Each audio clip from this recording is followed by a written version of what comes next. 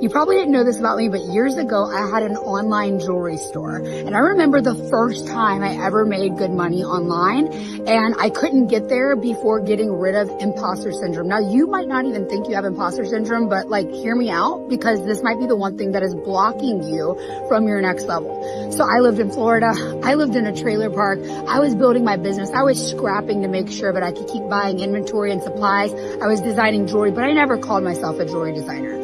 I was working all these part-time jobs to make sure that I could fund the dream, but I never called myself an online business owner. I was like, well, I kind of have this little hobby. So one day I went to this event and I met this expert marketer who became one of my dearest friends. She was the first woman that ever just reflected who I was to me, which was such a gift. And I remember we were at an event where we were networking. I'd never been to one before, and someone wanted to come up and say hi, and I was with her. And after introducing myself, I must have said something like, hi, I'm Sophia Spallino. And when they asked what I did, I was like, oh, I kind of have an online jewelry thing. And after that was done, she just looked at me and she's like, I need to tell you something. And I was like, okay. And she was like, you can't introduce yourself like that. You have to know who you are. And I was like, what do you mean? And she was like, you can't say you kind of have an online jewelry thing. And today I was really reflecting on that.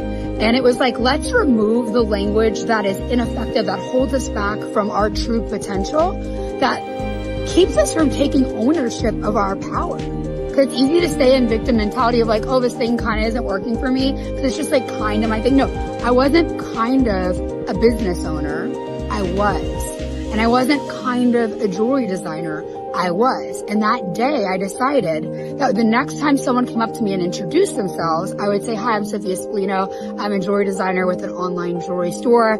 It's called Artifact Adventure. Here's the website.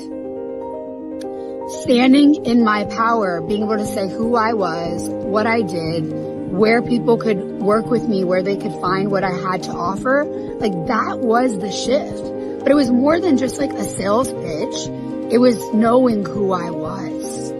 So where are you slowing down, dumbing down, using words like kinda, maybe, whether you're talking about your progress or you're talking about exactly who you are, oh, I'm kinda doing this thing. No, you are doing the thing. That is who you are. And if you can unlock the language around who you are and quit holding yourself back, take these chains off of you that you put yourself in, and say that is who you are and that is what you do and how people can work with you, and you can step into your I am power, the game's gonna change. And even if you are an experienced business owner, this is a very insidious language restriction that we don't even notice that we are doing when we're doing it. So today I want you to step back. I want you to reflect. I want you to notice, where can you speak with more clarity and certainty about who you are and what you do, and not just to the world, to yourself.